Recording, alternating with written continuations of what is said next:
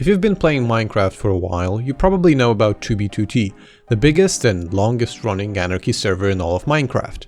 Its popularity has sparked a wave of interest in anarchy in general, across the Minecraft community, giving birth to a lot of other anarchy servers with a similar gameplay. One of those servers is the server I play on, 9b9t. Today I'd like to share with you the top 10 reasons why you should give 9b9t a try instead of playing 2b2t, starting from small but welcome differences, but ending on differences that affect every single player in a positive way, so make sure to stick around to the end of the video. Alright, but without further ado. Number 10. It's the biggest and most active 2b2t alternative. From the dozens or even hundreds of other anarchy servers, 9b9t is currently the biggest, averaging around 150 to 200 players online at peak hours, having almost 9,000 members on the subreddit and 2 very active server-related Discord servers. One, official, is a Discord that is run by the admin himself, and public, run by the community. The main difference between the two is first, public is slightly bigger, and second, official is more strict, while public admins try to not interfere so much, giving a more anarchy feeling. Remember though that it's Discord, and Discord's terms of service have to be enforced even on public, so I'd recommend reading the rules before you post. Number 9. Cursed remnants. Cursed remnants are fairly common on 9b9t nowadays, and they're a fun little novelty that you can stumble upon on the server. Due to the anti-lag plugins implemented by the admin, when a chunk becomes too laggy, the physics are stopped and creation of such things is possible. This includes floating water, levitating torches, and portals that don't seem to be alright. The plugin was implemented around mid-2020, and back then creating a cursed portal was extremely easy. All you had to do was spam a piston with a lever quickly for 2 seconds and you could freeze a chunk. Nowadays it's not that easy, but it's still doable. Why not try it yourself? Number 8. Queue being playable. You know, for how long have 2b2t players asked Housemaster for a playable queue server instead of that floating in void boring system? On 9b9t, the queue has always been playable, so if the server is down, you can wait in queue for it to come back and play Minecraft on a smaller, less destroyed server like you normally would. The anti-cheat is very loose and the terrain is less decimated. If you want to play on the queue server when it's online, you can always use the /force queue command to stay on the queue server. This nicely connects with the next point, being number 7. 1.16 test is online on the queue server. Currently, 9b9t is still testing the 1.16 update. That's nothing to boast about, 2b2t has also had it, right? Well, the way 9b9t does it is miles better in my opinion. How it works is that the queue server is on 1.16, while the main server is still on 1.12. If you join 9b9t on 1.12, you will be connected to the queue with VIA version, a plugin that makes it possible to play on 1.16 server with a 1.12 client, by basically removing all 1.16 features and just letting you know that they are there. For example, turning kelp into grass and adding a name tag to it, to let you know. After you wait in the queue for a couple seconds, if joined with 1.12, you will be transferred onto the main server.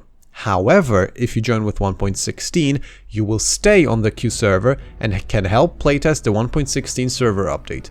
Ever since the 1.16 server started, there has always been a couple people playtesting the 1.16 on the queue server pretty much at all times. Number 6. More anti-cheat freedom. 9b9t's anti-cheat isn't as strict as 2b2t's. That doesn't mean that you can god mode and teleport everywhere, but that means that 2 very useful and handy travel modules work on 9b9t. Timer and Elytrafly. Timer makes you move faster by a set amount you can control in module settings. Basically, it sends more ticks to the server than it should. So for example, with timer at a speed of 2, you're sending 2 times the amount of ticks to the server, making you move 2 times faster, and so on. Elytrafly allows you to fly freely with elytras without using fireworks, ascend, descend how you please. I don't think that these mods are game-breaking, I see them as more of a convenience rather than annoyance. It just means that getting to bases far out in the millions isn't a 2-week process. Number 5. Faster patches. 9b9t in pretty much any situation is way faster than 2b2t to patch game-breaking exploits. Recently, Fit has covered the no-com exploit, which was just patched on 2b2t on the 15th of July. 9b9t has had a patch for this exploit since February 2021, 5 months before the exploit even went public.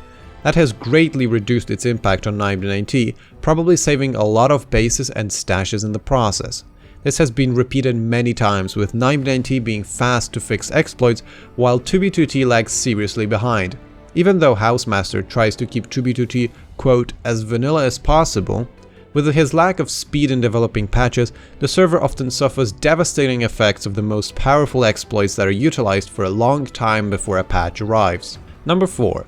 Popular groups exist as well. Even though 9b9t's community is smaller, there is still a lot of popular and well-known groups on the server. There is the Southern Canals Corp, which its role is to expand the, as the name implies, Southern Canal, being a highway in the overworld that you can traverse with a boat in its entirety. There are highway groups, PvP groups, and building groups, so everyone can find a group that best suits their favorite things to do. I've been a part of a highway digging group, and now I'm a part of a building group, and I can definitely say that there are plenty of them, and none of them are boring. Number 3. The community. 9b9t's community is smaller, but therefore it's a lot more tight. Think about it like a difference between a city and a village. Sure, in a city you can meet more people, but on a village, everyone knows each other. You know who's a good builder, a griefer, or a technician. It's way easier to create a network of friends on 9b9t than on 2b2t, where most of the people don't know each other and are very hostile. That doesn't mean that everyone is friendly on 9b9t, but it just means that you might have more luck in finding friends or basemates on 9b9t than on 2b2t. Number 2. The queue.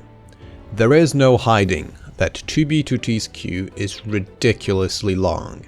You can wait upwards of 16 hours just to get in and play on the server. If you want to wait less in a queue, you have to pay $20 every month. Furthermore, even if you pay that $20, you're not guaranteed a fast join. You can even wait upwards of 2 hours to get in.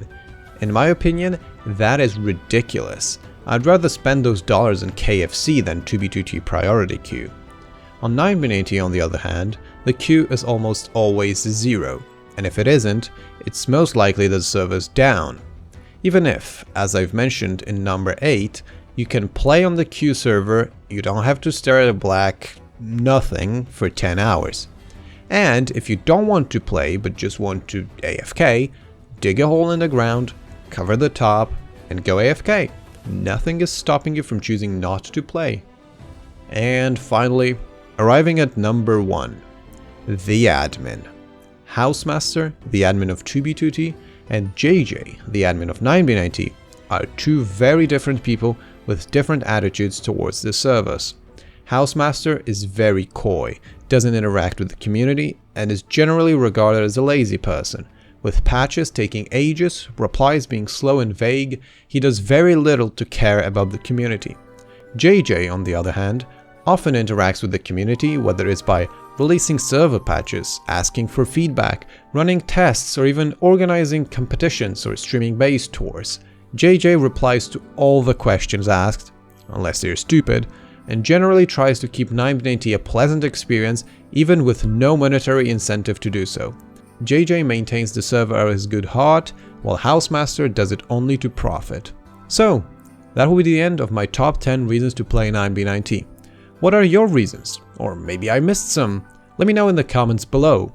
If I've convinced you, why not subscribe to my channel? I make 9b9t content regularly and you might find it interesting. In any case, thanks for watching and have a great day.